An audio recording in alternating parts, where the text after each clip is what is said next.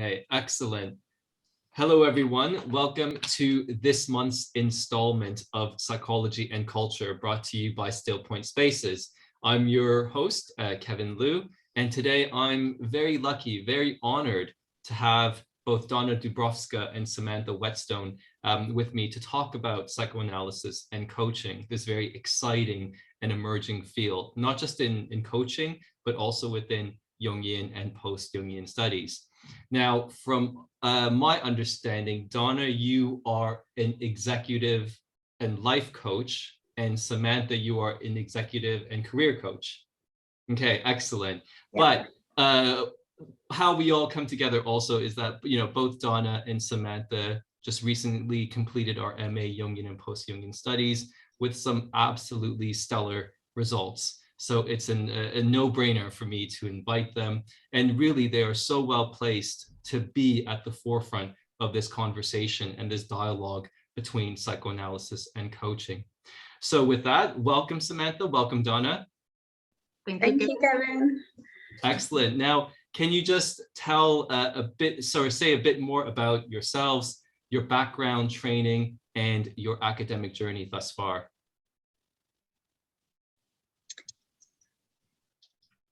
So Sam, do you want to start or?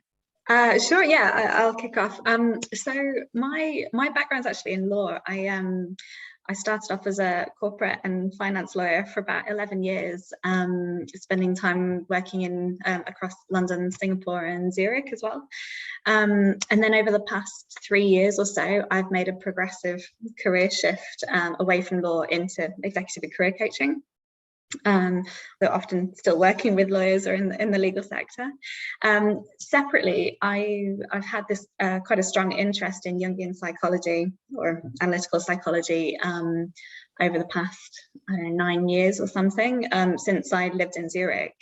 And so around the same time as I began my coaching training, I decided to apply for the MA in Jungian and post-Jungian studies at Essex, just as a way of exploring and developing this interest further in parallel. Fantastic. Thank you, Samantha. Dana, could you say a bit more about yourself, both your interest in coaching, your journey, but also your interest in psychoanalysis? So in terms of my journey, I originally studied business administration. So I was similar to Sam in the corporate world for the first 11 years of my career, leading teams in logistics, telecommunications, or advertising. And then back in 2007, I believe, while I was still managing an advertising agency, I trained as a coach at the Coactive Training Institute, which is one of the early institutions that pioneered coach training. And I think they've been already running for some 30 years now. But after the initial coach training, it actually took me almost 2 years to make the full switch from the corporate world to join my friends in creating a boutique coaching and training business that's focusing on personal development. So besides coaching, I also do trainings. And this is what I've been actually doing for the past 13 years. But in the meantime, of course, I felt the need to extend my education. So first, I acquired a master's degree in psychology and neuroscience of mental health. And as you already mentioned, I just graduated from the amazing MA in Jungian and post-Jungian studies at Essex. And during the past year, I actually undertook another, let's say, Jungian education, but that was a second coach training that I took in a modality called Jungian coaching method, developed by Goren, which actually represents one of the possible applications of Jungian ideas into coaching that we are here to discuss today.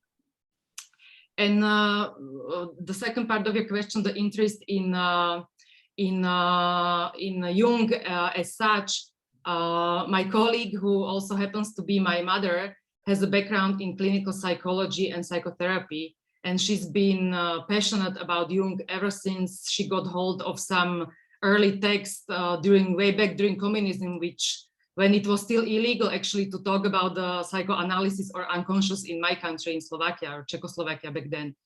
So even before working as a coach and having the company, I've been exposed to Jung and his work since my early adulthood. But I'd say I really got into it and I really felt connected to it only since I turned 30 and switched full-time to coaching and training people. Very interesting, Donna. I mean, there are elements of that I think merit a separate conversation in terms of the access to analytical psychology under, you know, certain political regimes. So thank you. It was photocopied and smuggled, you know, the text. Very interesting. I think there's an interesting story there. But going back to coaching, so both of you coming from very diverse contexts, cultural contexts, and yet you were both able to access coaching training. So I'm just wondering a bit more about the coaching trainings that are available and whether or not there is a regulating body, just like, let's say in Jungian studies, the IAP is the kind of larger umbrella regulating body. Yeah, sure. I'm happy to go with that one. So it's actually, the profession is actually technically unregulated, but there are several large international coaching associations that offer accreditation and affiliation, and coaching. There are a number of coaching training providers that offer accredited training programs that have been, you know, prior approved by these bodies. So, I mean, probably the most well-known one is the ICF, the International Coach Federation.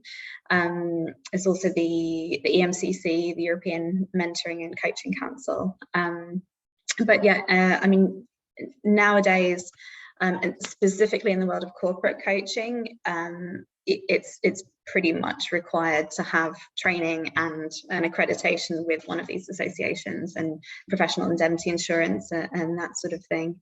And the training, I guess, I mean, in some ways similar to a lot of psychotherapeutic training, you have to have built up a certain number of hours of experience as a coach before you can receive your accreditation. Very interesting. Now, Donna, you mentioned that you know, there's a new book on Jungian coaching, which is amazing, and I believe there are also some other texts as well. But my sense of it is that there is a bit of reluctance amongst both communities to engage more deeply in this particular conversation. Can you perhaps reflect on why there might be a bit of resistance between, let's say, Jungian psychoanalysis, both academic and clinical perspectives, and linking with this world of coaching? Yeah, it might make sense for me to go with this one again, because so when I started my coach training, and I had this separate interest in Jungian analysis and analytical psychology, I personally saw the fields as very, very different and divergent, and at a superficial level they appear to be so. And for example, my decision to pursue the MA, I sort of saw that as a completely separate path in a way. I didn't know to what extent that might feed into my coaching work. I guess I see three kind of obvious areas of divergence or resistance. One is just the sort of the history and the origins and the theoretical bases of the two disciplines. So, and I should say I'm looking at this more from the perspective of analytical psychology, but I think a lot of it also applies to psychoanalysis in general. You know, it's a very well established, long-standing practice developed by Jung since the 1900s. It's extremely rich in terms of academic and theoretical influences from a range of different disciplines. The training to become a Jungian analyst is extremely long and rigorous, you know, minimum 4 years, and you have to do a substantial amount of personal analysis yourself as part of that. Coaching, by contrast, it's a very, you know, relatively very new helping profession, which only really emerged since about the 1980s, but then has really sort of exploded, and it's grown extremely quickly. It has been described as, I guess, slightly academically immature. I guess it's much more based on practice rather than theory. but generally draws more on disciplines like Carl Rogers' person-centered therapy, positive psychology, business consultation to a certain extent, and then increasingly neuroscience, as opposed to psychoanalysis. So they're, yeah, the sort of underlying bases of the two disciplines are very different. I think there's a key fundamental difference in that psychoanalysis or analytical psychology are forms of therapy, whereas coaching has always been very strongly differentiated as non-therapeutic and more sort of present and future focused, and aimed, I guess, at well-functioning individuals, I would say, rather than sort of personal healing. And sort of accordingly, coaches have to be very careful to not cross that boundary and to refer clients to a therapist if they feel that the coaching is going in that direction. And then I think the practicalities, so there's a huge difference in the general like length and frequency of the practices. So analysis is often lifelong, at least several years, usually once a week, sometimes more in cases. Coaching, it really varies a lot, but a typical program would be 6 sessions, perhaps with a frequency of once every 2, 3, 4 weeks. So yeah, big divergence there. Perhaps, I think, due to partly the therapeutic nature of analytical psychology, and then probably the focus of working with the unconscious in psychoanalysis and Jungian psychology versus coaching. So that said, it's probably worth saying that although kind of at first glance they might appear radically different, I think certainly as my coaching experience progressed and understanding of Jungian psychology in general increased, you start noticing a lot of compatibilities and quite a lot of alignment between the two. So, I mean, to throw a few out there, things like the ultimate aims, analytical psychology works towards individuation, this idea of personality development, self-realization, becoming who you're meant to be in the world. Coaching, on the other hand, is increasingly of a developmental nature, meaning it's increasingly focusing more on self-development, self-awareness, making conscious things that aren't necessarily at the front of the client's mind. Several other, and perhaps we can go into these in more detail later, but there are several other theories that align quite well, such as the Jungian focus on teleology, and then aspects of the actual practice itself. So the sort of central role of the relationship between the client, the coach and the client in coaching, the analyst and the analysand in Jungian analysis. Yeah, as a few examples. Yeah, excellent, Samantha. Let's build on that, because, you know, while you were speaking, the first word that I wrote down was telos. So when you're saying with coaching, it is future focused. Well, equally, you know, within Jung psychology, there is that future element, in the sense that Jung is not just interested in the past and the present, but also where the individual is potentially going. So there's this same focus, if you will, of what is ahead of this particular individual. The other thing that came to mind is that, yes, psychoanalysis and the talking therapies, we could usually frame it as a long-term initiative, a way of life, a commitment that one makes through the entire life cycle. But equally, let's not forget that with the word association test, Jung actually wanted to lessen the time people had in psychoanalysis, because the word association test was there to get straight to the heart of the complex itself. Whether or not it's made known that early on is a question of how psychotherapy is conceived, either as perhaps a science or an art, and also this important issue of decorum within the psychoanalytic session itself. But having, you know, you've begun to delineate some of the points of convergence, and maybe, Donna, I want to press you here. If we are going to build a bridge of discussion between psychoanalysis broadly defined and coaching, what might the potential Jungian concepts be that we use as the building blocks to begin to build this bridge? I would definitely echo Samantha here, because doing research, I saw the same convergences in a way, because truly I also feel that the coaching is moving from transactional, meaning being focused on goals and tasks and doing, to transformational or developmental. That means much more focus on the person and on the being. So this is also somehow that it links to Jung's ideas or the overall outlook. And another thing that I would like to mention is that actually the definition of coaching, as per John Whitmore, one of the pioneers of coaching, is unlocking a person's potential to maximize their performance. So the unlocking of person's potential is where I often see Jungian psychology neatly fitting in, because Jung viewed the unconscious as a source of wisdom, creativity, or mental energy, as opposed to Freud, who simply put it, saw it mainly as a storage of repressed or unwanted.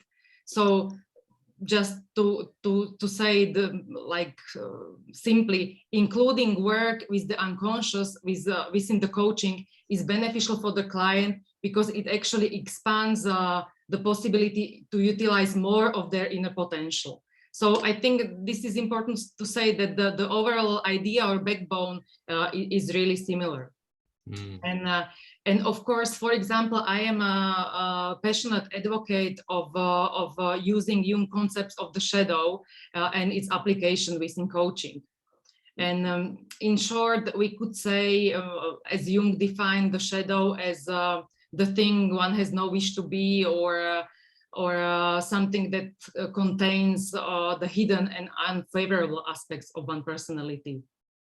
And during coaching, when the coach explores the shadow parts of the client's personality, it makes the coaching process deeper and more insightful, and it offers, for example, valuable feedback that would not be available otherwise, or it provides room for self-reflection, which is of a different quality than if it would be talking about just conscious material. So part of the process of the work with the shadow is emergence of hidden talents or strengths. So as such, it provides for a well-rounded and holistic experience. Very interesting, Dana. I guess the next big question is, when are we going to see some publications from the both of you? And what are some of the essential texts that build the foundations of the conversation? Because I really see the both of you contributing a much more critical post-Jungian approach to this. Well, the publication, well, hopefully we manage it. Well, what, in a year, Sam? What do you think? Yeah, I think we're definitely aiming for something this year. I mean, obviously, it's a bit difficult to know how long it might take us to get something actually published once we've submitted. But yeah, we're hoping for this year. But as for the literature, I think you, Kevin, already mentioned in some intro. I have like 2 books which I would recommend in the first line. One, it's called The Introduction to Jungian Coaching, written by Goren. And besides general rationale about the rationale and background, how to use or why to use Jungian concepts in coaching, it actually focuses on a specific methodology that applies Jungian ideas to coaching using art therapy tools or projective techniques. So this one is actually particularly suitable for short-term coaching endeavors, and it utilizes the ICF coaching framework and core competencies. And the other one, the professional practice of Jungian coaching, edited by Nada and John O'Brien, takes a broader approach, as it also discusses a concept called corporate analytical psychology. so an application of Jungian ideas within organizational setting in general. And it often combines coaching with consulting. So it's not adhering or not holding strict boundaries between the two. So as such, it represents like a long-term modality more similar to psychoanalysis. And we both like this little book with Sam. And it's maybe Sam, do you want to say a little bit about it? Yeah, sure. So it's the Psychodynamic Coaching by Claudia Nagel, and so she's actually Jungian, although the book is, I guess, discusses more a sort of general psychoanalytic approach within coaching. But it's a very very kind of good, concise book discussing the key aspects that one would need to consider doing this type of coaching work, and setting out a sort of key methodology as well. It's again more general. Yeah, it's more broad, not just the coaching as such. And of course, we would like to mention the classic in the field of applying Jungian concepts in the workplace, and it's called Psyche at Work. And it's edited by Mary Stein and John Holowitz, and it's a collection of papers which I think are like the foundational, if anyone wants to explore the applications of analytical psychology into organizations. And perhaps, maybe just to add, there have been quite a few academic papers as well that are quite helpful. So I mean, there were two that are a little bit older now, but around the applications of Freudian or Lacanian psychoanalysis within coaching by Brunner and Arnaud. And then Eric Dahan as well has written several papers, one in particular on transference within coaching that I think links back a bit, Kevin, to your earlier question about what can fields learn from each other. I think, to add to what Dana was saying about sort of using the understanding that analytical psychology and psychoanalysis have of unconscious dynamics within coaching. I think Dahan's paper sort of really draws out how important a greater understanding of transference and countertransference is within the coaching field. And I would just add that in terms of using the shadow concept in coaching, I actually particularly like the quite new 2019 paper by Dimitri Gouro and Tim Lomas. I think it's about wholeness. I love my awesomeness, and I also love my flawsomeness, or something like that. And it was actually one of a few qualitative studies of coaching with shadow in mind. So I think also that little niche is emerging as well, which I love. And as Sam mentioned, Eric Dahan or Daniel Dutoy, which is, I think, author from South Africa, or then also Manfred F.R. Katz-Duvries. It's, I think, more psychoanalytic and more Freudian, but he's a professor who also explores psychoanalytic ideas into organizations. Fantastic. What a comprehensive reading list to support this growing area within the Still Point Spaces community. Thank you both so much. Just to remind everyone out there that Dana, Samantha, and myself will be live with the Still Point Spaces community on Monday, February 21st between 3 and 4 p.m. Now, to access and participate in the panel discussion, you'll need to be a member of Still Point Spaces. And if you're interested, please email our colleagues at hello@stillpoint.org. So with that, we will say bye for now, and really looking forward to our discussion on February 21st. So thank you, Samantha. Thank you, Dana. Thank you so much, Kevin. Bye.